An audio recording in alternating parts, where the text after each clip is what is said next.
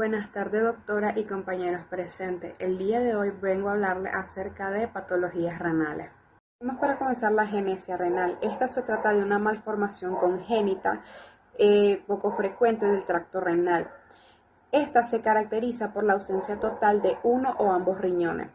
En el caso de que sea bilateral, esta pues, es incompatible con la vida y normalmente la vamos a encontrar en los fetos muertos. Y en el caso de la unilateral, esta puede ser compatible con la vida siempre y cuando no haya ningún otro tipo de alteraciones. Lo que es la hipoplasia renal. Esta se trata básicamente de un fracaso en el desarrollo normal del tamaño del riñón. Esta como característica tiene que puede ser bilateral, en donde se puede generar una insuficiencia renal de primera infancia, y tenemos también la unilateral, que esta puede ser la más frecuente. En el caso de la hipoplasia renal verdadera, esta se va a presentar en los lactantes con bajo peso al nacer y puede ser asociada a nefropatías crónicas. Vemos lo que sería el riñón ectópico. Básicamente este se trata sobre un posicionamiento anormal del riñón que se puede encontrar encima del borde de la pelvis o incluso a veces dentro de esta misma. Como característica, estos tienen de que pueden ser pequeños o pueden ser de tamaño normal, y debido al mal posicionamiento que tienen pueden llegar a generar una obstrucción en el flujo urinario, lo cual puede llevar a infecciones bacterianas. Lo que es el riñón en herradura. Básicamente este se basa en una fusión que sea a nivel superior y a nivel inferior. De manera superior se va a presentar en un 10% y de manera inferior en un 90%. Y básicamente lo que genera esta fusión es una forma de herradura o una forma de U. Como característica tenemos de que a nivel inferior se va a generar en esta fusión un istmo de tejido renal.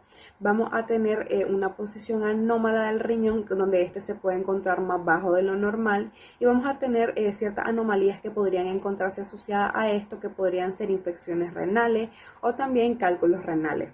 Y este va a estar presente en 1 de cada 500 o 600 personas. Lo que son las nefroesclerosis. Esto básicamente se trata de un trastorno vasculorenal que puede estar asociado a una hipertensión maligna y se va a presentar en sujetos normotensos, que a menudo puede llegar a predisponer a una hipertensión esencial preexistente.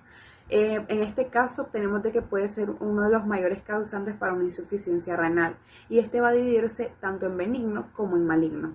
En la parte de los benignos se va a encontrar asociada a arteriolas renales y arterias de pequeño calibre. Clínicamente se va a encontrar asociado a la hipertensión y a la diabetes mellitus en las lesiones. En la parte de su patogenia, esta va a estar asociada a cambios vasculares y esta puede llegar a terminar como una isquemia glomerular o esclerótica.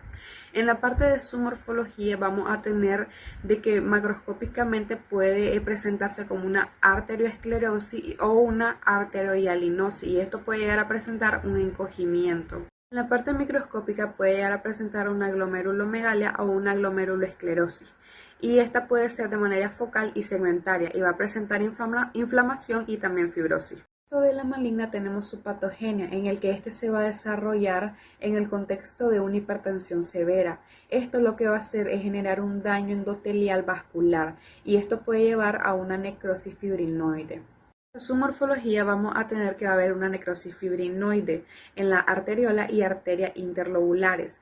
Va a haber una proliferación de células endoteliales y un engrosamiento de la membrana basal glomerular. También vamos a tener algunos tipos de manifestaciones clínicas de este, como por ejemplo la insuficiencia renal, y otras que pueden estar asociadas, como por ejemplo estas de acá. Luego tenemos la hidronefrosis. Esta se trata acerca de una dilatación de la pelvis y de los cálices renales. Aquí se va a dar una obstrucción del parénquima debido a la obstrucción que se da en el flujo de la orina. En la obstrucción subtotal o intermitente, el riñón llega a estar masivamente agrandado, puede llegar a un rango de 20 centímetros. También vamos a tener que el propio parénquima renal va a estar comprimido y atrófico, con una obliteración de pápila y un aplanamiento de lo que serían las pirámides. Vamos a tener que en función al nivel de la obstrucción puede llegar a haber una dilatación en uno o ambos uréteres. Vamos a tener que microscópicamente van a haber lesiones que muestran una dilatación tubular seguida de atrofia. Vamos a tener la sustitución fibrosa del epitelio tubular respetando relativamente los glomérulos.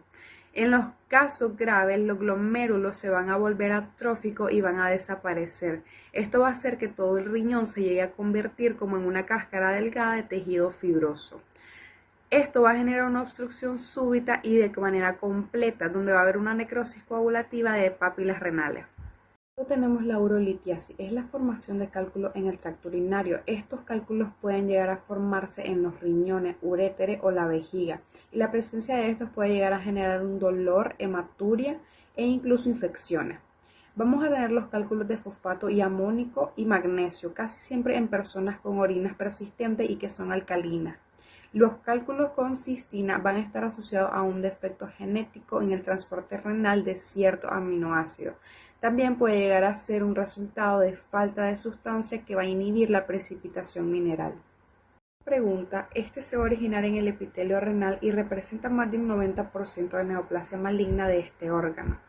La mayoría de los cánceres renales van a ser de origen esporádico, pero pueden llegar a tener un origen hereditario, al menos en un 4% de estos casos. Según la OMS vamos a distinguir tres tipos fundamentales. Vamos a tener las células claras, que estas van a ser manifestaciones de una enfermedad de von Hippel-Lindau. Todos los casos hereditarios van a presentar una alteración del gen VHL y va a estar implicado en un 60% de los casos esporádicos. Vamos a tener el papilar, que van a haber cambios genéticos más frecuentes, que van a ser la trisonomía y tetrasomía del 7 y trisonomía 17 o la pérdida del cromosoma Y. Y el cromófago, en donde va a haber cambios moleculares de manera más frecuente que van a estar encontrados y son perdidos en los cromosomas. Característica clínica, nosotros vamos a encontrar que hay un dolor costovertebral, una masa palpable, hematuria y de hecho también vamos a encontrar en casos de fiebre, malestar, debilidad, pérdida de peso. De manera morfológica nosotros vamos a encontrar macroscópicamente el tumor de color amarillento que va a estar situado en la corteza renal, el cual pues con una frecuencia tiene zonas de necrosis, hemorragia y fibrosis. De manera microscópica tenemos de que las células se pueden encontrar en manera de cordones, papilas, túbulos o nidos. Estas tienden a ser células atípicas, poligonales, de un gran tamaño y debido a que estas células van a acumular glucógeno y lípidos, su citoplasma tiende a tener una apariencia clara con un núcleo celular central y una membrana plasmática que va a estar evidente. Vamos a tener el carcinoma urothelial. Este se relaciona con el síndrome de Lynch. Su patogenia básicamente se basa en los distintos factores que tiene, como el consumo del tabaco y la exposición industrial. Vamos a tener mutaciones en los genes como el TP53 y el RB, que van a implicar pérdida de función y van a estar asociados a tumores de alto grado, invadiendo musculatura.